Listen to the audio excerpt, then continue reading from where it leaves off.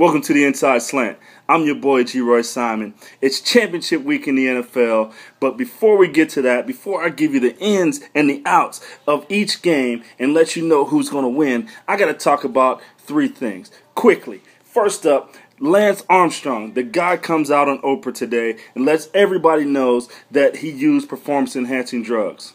Lance, we already knew you used performance-enhancing drugs. You were in the dirtiest sport next to baseball as far as drug use is coming, and you're winning all these Tour de France's. We knew you used. Now, say you're sorry, cry on Oprah's shoulder and move on, because I really don't care. Next up, I want to talk about Manti Te'o. Now, this dude, I feel sorry because his grandmother died, and that's the truth. But to have a fake girlfriend die, and at first it's heartwarming. Everybody loves you. You're playing for the storied university in Notre Dame, and your girlfriend dies. You're up for the Heisman. You're getting all those sympathy votes, and it come to find out this dude didn't even have a girlfriend, and to have a girl on the internet that you hadn't seen in 3 years. Come on, Manti Te'o. I'm gonna tell you something that my grandfather used to say to me when I was little and I would do something stupid. He would say, "You got to be the dumbest little boy in the world. Get out of here." That's what you need to do. Man, get out of the spotlight. Go train. Get ready for the NFL. Get your money. And just make some tackles, man. Get out of here, Manti Te'o. Next up, let me talk about Rory McIlroy. This dude got $200 million from Nike. Now, y'all know who I love, who I'm loyal to, but hey, someone giving you $200 million, you better take that money and run. Now, Rory McIlroy is the #1 golfer in the world right now. Look for this dude to struggle just a little bit. When you get new clubs, it don't matter how pretty they are, how much money is behind them. When you get new clubs, you're going to struggle. Believe me, I know, because I struggle all the time. I got new Callaways, and I smash them, but I still struggle.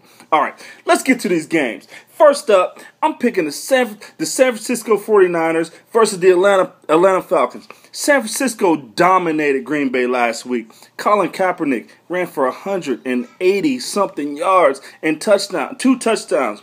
Then this dude threw for 260 yards and 2 touchdowns. Dude was balling. Now, Atlanta's defense, Atlanta, they won an emotional game last week against the Seattle Seahawks. They were up by 20. Then they lost the lead, and then to come back and win on a game-winning field goal at the end of the game with 30 seconds left. Now, Matty Ice started out hot. He went cold in the second half. This is a tough game. San Francisco's defense, these guys, they bring the wood. They come with bad intentions when they come to the ball. Those DBs, they are tough. They are physical. They bring the wood. Now, two things to look for. Seattle has success with the quarterback running and the tight end down the middle of the field. Now, what's that mean? Colin Kaepernick ran for 181 yards against Green Bay last week. What do you think he's going to do to Atlanta? And then think about the tight end, Vernon Davis, down the middle of the field. Seattle's tight end was killing them all game. Look for Vernon Davis to have a big game. Frank Gore ran for 119 yards last week and a touchdown. So guess who I'm picking? I'm picking the San Francisco 49ers to win this game and represent the NFC in the Super Bowl. All right, that's the first game. The next game I got to pick is Baltimore at New England. Now, New England put a beat down on Houston last week. Tom Brady threw it all over the field to a bunch of different targets.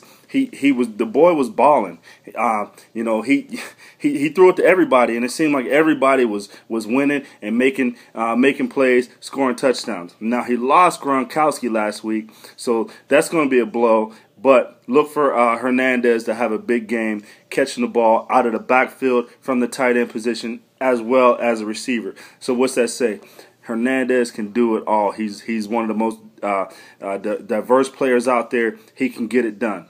Now, I got to start giving Joe Flacco some credit, because everybody's talking about the Ray Lewis, how he played 17 years in the league. Ray's probably one of the best football players to ever walk this earth, especially on defense. He's a great player. 17 years in the league, just a beast. But Joe Flacco, has been balling. This dude has been throwing the ball all over the field, especially with Torrey Smith. Torrey Smith, he destroyed Champ Bailey, one of the best cornerbacks in the league. He was running by him like he was a 10-year-old. Joe Flacco throws a great ball down the field, and the guy just wins. He finds a way to win. Now, the thing that Baltimore is going to have to do to win this game is obviously they're going to have to throw it down the field and get Ray Rice in this game, get him some touches, get him make some big plays, especially with Joe Flacco to Torrey Smith down the field. Look for Baltimore on defense to pressure Tom Brady. That's the only way you can slow down that offense. Obviously, if you keep him off the field, but slow Tom Brady down by pressuring him off the edges and up the middle. Because Tom Brady, if he sits in the pocket, he can move around the pocket, he can get it done. But when he has to run or has to try to get away from pressures that way, he's not as effective. Look at the New York Giants. The last two times they played in the Super Bowl, they pressured Tom Brady. They got him out of his rhythm. They took away some of his options. Okay, but I don't believe it's going to happen. I got to take the Patriots in this game. They're going to represent the AFC in the Super Bowl. So, I'm taking the New England Patriots, and then I'm taking the San Francisco 49ers to beat the Atlanta Falcons in the NFC. This is the Inside Slant.